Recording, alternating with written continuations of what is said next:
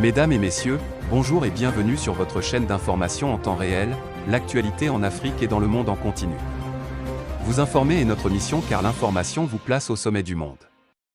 Alors si vous êtes nouveau, abonnez-vous et cliquez aussi sur la petite cloche de notification pour ne plus rien manquer, cela étant fait c'est parti.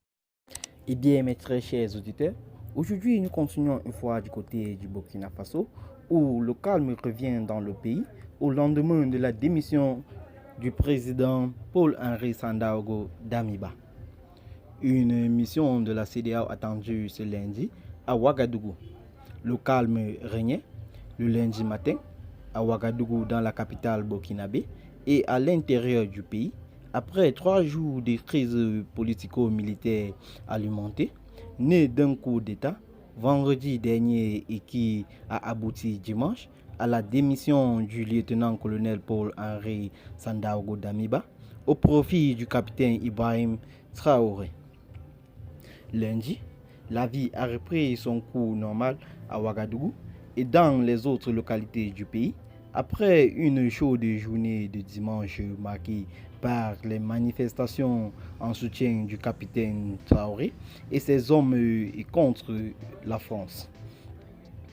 Dans les rues de la capitale, les populations vaquaient à leurs occupations habituelles.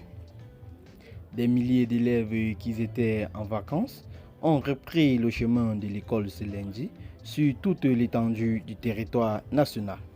Cette rentrée des classes se déroule dans un contexte d'insécurité qui a entraîné la fermeture des milliers d'écoles dans plusieurs régions du pays.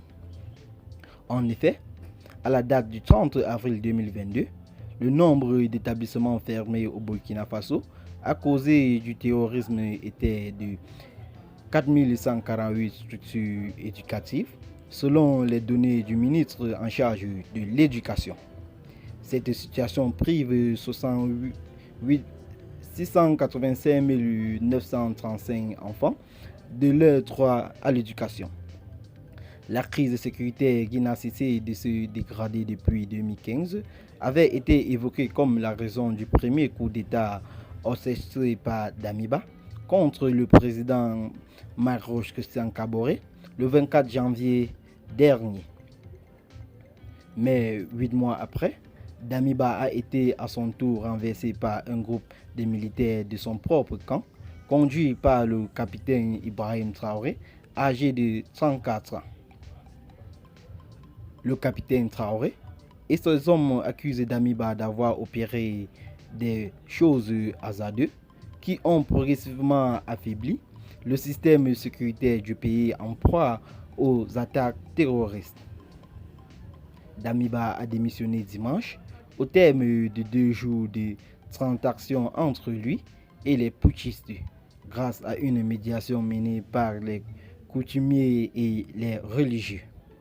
La démission de Damiba, afin d'éviter une confrontation violente et une éventuelle bain de sang, a été saluée dimanche par la Communauté économique des États de l'Afrique de l'Ouest CEDEAO, qui a annoncé que dans le cadre de son engagement pour la paix et la stabilité du Burkina Faso, une délégation de la CEDEAO se rendra au Burkina Faso ce lundi 3 octobre 2022.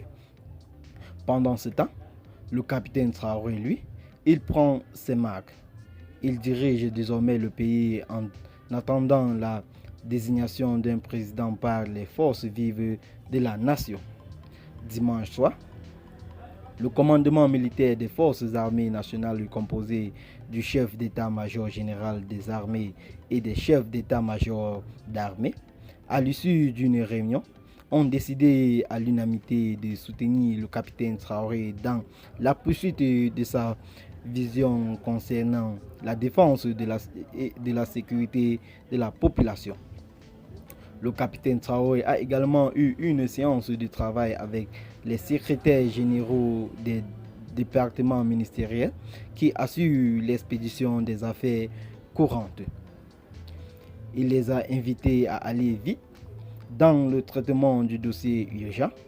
Nous devons faire en 3 mois, ce qui devrait être fait en 12 mois.